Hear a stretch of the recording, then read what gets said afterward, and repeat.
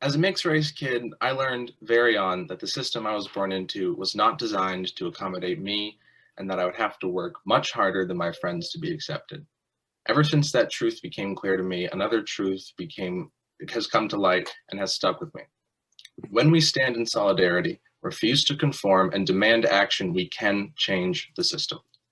While I inherently knew that, the pressure was real and the system was brutal. Early on in elementary school, racism presented itself to me in many forms, not being able to hang out with friends because of their parents' misplaced ignorance, constant questions from other kids about race.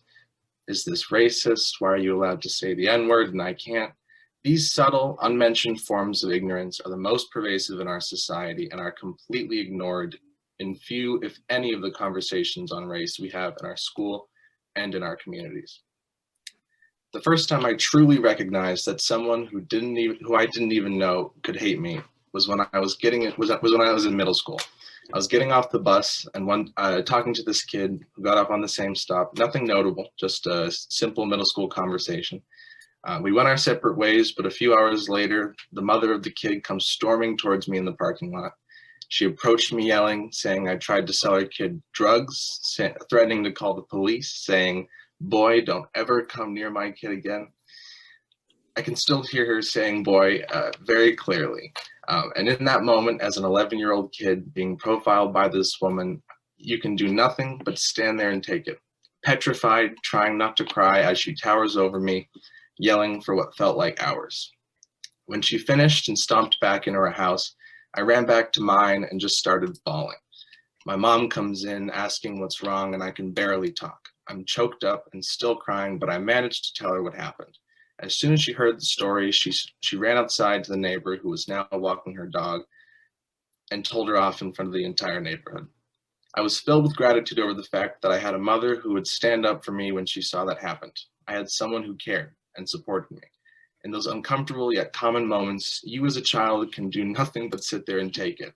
You feel as though there is no one to express your grief to, and even though your own mother can in some way relate to the struggle you're going through and empathize with it, there is no change in the fact that it will and does continue to happen. Eventually, I internalized that, and you see this with a lot of the Black youth today. The internalized struggle of the oppressed leads to the unintentional compliance in the system that oppresses them. I am guilty of this myself, but today we are in a special moment. We have an unprecedented amount of momentum and the majority of the public behind the principles of our cause. If we continue this push for change, there is no stopping us. I will not stop until there is justice for all. However corrupt our system is, and it is corrupt, we the public still have the most power. On March 5th, 2005, Citigroup issued a report on how the United States, Canada, and the United Kingdom are the world's key plutonomies, or in other words, the world's most powerful economies powered by the wealthy elite. The most interesting part of this report was titled, "What Could Go Wrong?" In this section of the report, they lay out their thesis on how to grow the plutocracy in the United States and the so-called risks associated with said thesis. The risks they lay out include how the growing gap between the rich and the poor, which disproportionately affects Black and Brown communities and fuels the system of injustice, will probably result in a political backlash. And whilst the rich receive a greater share of the wealth and the poor a lesser share, they know better than us that political enfranchisement remains one person, one vote, and that at the end of the day, the overwhelming majority of the people are on our side. That's because the overwhelming majority of the people are being oppressed and exploited in one form or another. The genius of the elite is that they can manipulate the masses, dividing them by race, gender, sexuality, and religion. This masterful manipulation has kept us from realizing our true power, and what I see today is the beginning of the change in consciousness that will cause us to finally realize it. While systematic change is an integral step to the progress we all seek, an equally important step is engaging in those uncomfortable conversations with family and friends about their own racist behaviors, thoughts, or tendencies. One example that comes to mind is people are more worried about being racist than actually being called a racist, or more worried about being called a racist than they are about being racist. That mentality and others is what keeps us in this constant loop of inaction. It's part of the reason why we are here in the streets demanding change centuries after the fight began. Not everyone is going to change their mind immediately or at all in some cases, but simply having those conversations and coming together to question the norms that have been set to perpetuate this system of hate, greed, and exploitation we experience today is making a big change in the consciousness of all people in our communities.